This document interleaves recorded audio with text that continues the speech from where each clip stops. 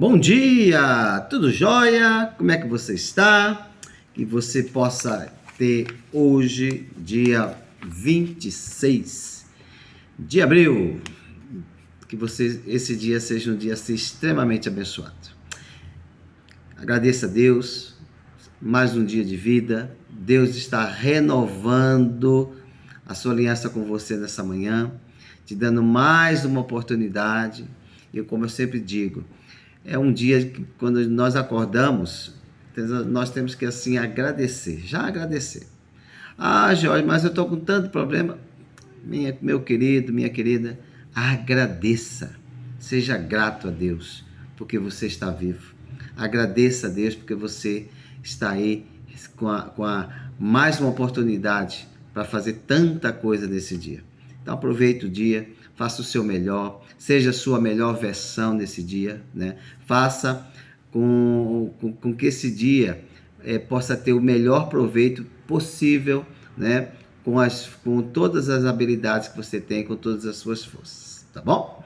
Olha só, hoje eu queria falar de um assunto muito sério, né? Como todos, mas esse assunto ele é um assunto delicado e eu fui assim, tão motivado a falar sobre esse assunto devido a uma sessão que eu tive de coaching, que eu ministrei para um cliente nosso, né, um coach, e ele passando uma situação de luto. Olha só, a gente sabe que é uma situação delicada, né? O luto, infelizmente, não tem como fugir, né? As coisas muitas vezes acontecem, né? Mas nós temos que saber lidar com essa situação. Porque se tem uma certeza, né? Vamos falar assim, é que infelizmente uma hora todos nós vamos, né? Vamos partir, né? Nós vamos ter outro tipo, né? Uma situação de enfrentar, né? Ou as pessoas vão enfrentar a nossa partida, ou nós vamos enfrentar a partida de parentes e amigos e tudo mais. Mas a questão toda é a seguinte, né? Eu, conversando com essa pessoa, com esse rapaz, ele estava me informando, né, o quanto que o luto na casa dele trouxe prejuízo também para a sua vida profissional. E ele passou aí 15 dias desse mês, numa situação assim, meio desorientada, tentando ajudar sua mãe. A pessoa que tinha falecido foi o seu padrasto. Mas como ele tinha uma ligação muito grande com ele, até o considerava também como pai, né? Então, assim, havia uma ligação emocional muito forte. E, evidentemente, ele teve que ajudar a mãe, né? Ele teve que ficar mais próximo da mãe naquele momento e até deixar sua esposa em casa. Ele tomou essa decisão, a esposa ficava em casa e ele ia lá dormir na casa da sua mãe, né? Então, assim, olha que coisa, né? E aí, isso trouxe para ele um prejuízo também em relação, de uma certa maneira, em casa, na sua casa, com a sua esposa, mas também com ele em relação à sua vida profissional. A grande pergunta é a seguinte: até quando a pessoa ela pode, ou pelo menos deveria, manter o luto, né? Ou vivenciar o luto como o luto em si, né? Eu sei que é um assunto delicado, mas nós que trabalhamos com inteligência emocional, a entender as nossas emoções, em todas as esferas, é o primeiro passo para que a gente possa vencer as situações adversas que nos sobrevêm. Então, eu tenho duas opções. Ou eu me deixo levar pelas emoções, né? E aí com isso paro toda a minha vida. Ou eu realmente tenho um controle disso, procuro entender a situação e procuro realmente fazer a coisa da melhor maneira possível. Então, por exemplo, eu estava conversando com essa pessoa e ele me falando, né, da situação que ele estava, do prejuízo, ele não conseguia ter cabeça porque estava preocupado com a mãe e tudo mais. E aí aquela situação toda e também o prejudicou no seu trabalho. Olha só, quanto tempo a pessoa deve vivenciar o luto? O luto, na verdade, existe um período, mais ou menos, né? Não é um tempo exato, mas mais ou menos é um período em que a pessoa deve vivenciar, vamos falar assim, ou ficar naquela situação, em mais ou menos 60 dias, mais ou menos 2 meses. Se você observar bem, nesse período, o que acontece? A pessoa geralmente, a pessoa enlutada, ela está sempre falando do ocorrido. Então, por exemplo, se a pessoa faleceu de uma doença, né, de um câncer, qualquer coisa dessa natureza, o assunto é esse. Ah, meu marido estava assim, ele até fez a químio, fez isso, até deu uma melhorada, mas aí o médico falou isso, fulano disse aquilo, eu tentei dar uns remédios, mas não sei o quê. O assunto que ela vai falar é o assunto em si da causa da morte. Né? É um período em que a pessoa está muito vivo essa situação. Aí, qual é a questão? É até natural que isso ocorra, né? Mas, Jorge, como que a gente substitui isso? Veja, todo hábito, ninguém muda hábito sem, na verdade, fazer uma substituição. Entendeu? Você só tira um hábito se você colocar outro no lugar. Então, qual é a orientação dentro da inteligência emocional quando nós nos deparamos com uma situação como esta?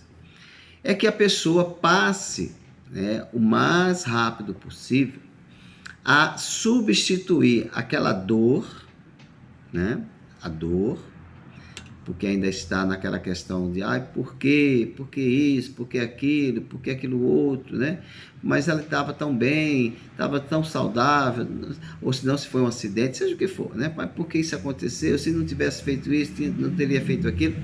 Mas olha que coisa interessante. A pessoa, ela passa, ela deve, aliás, a substituir isso. E como que se faz isso? Veja bem, naquele momento, o seu cérebro, né, o cérebro da mente da pessoa que está enlutada, ela está sobrecarregada com informações negativas, né?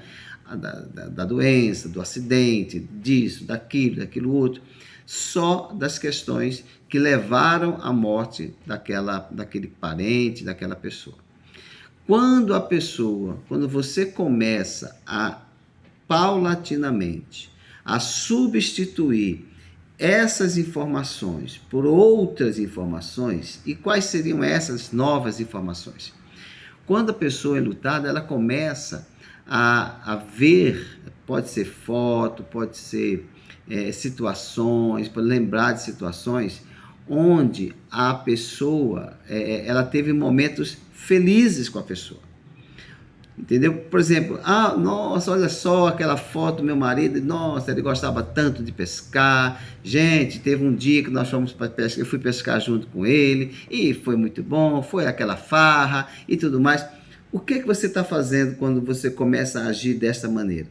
Você está substituindo aos poucos aquelas informações que você estava totalmente impregnada em relação à dor da doença, da causa da morte, e começa a colocar na sua mente, ver fotos de passeio, de viagem e tudo mais, olhando aquilo de uma forma mais positiva e vendo que aquela situação, assim, passar aquelas situações felizes, para que você possa, aos poucos, substituir aquele momento de dor por um período agora, por um tempo agora da saudade.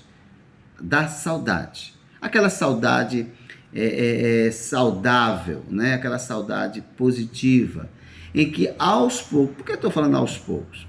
Porque, claro, isso não é automático, né? Talvez você vai pegar a foto do seu esposo, por exemplo, numa festa, que vocês sorriram muito, brincaram muito, e você vai começar a chorar, é verdade?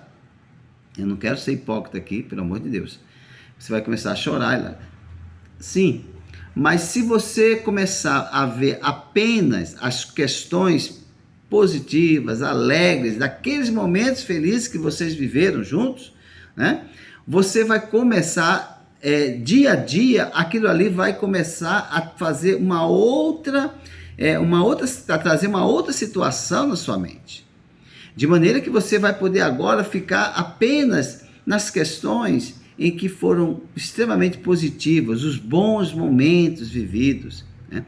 E daqui a pouco o luto ele se encerra, quando você menos perceber, isso se encerra, e você logo vai começar a ter forças para continuar, né? Para continuar.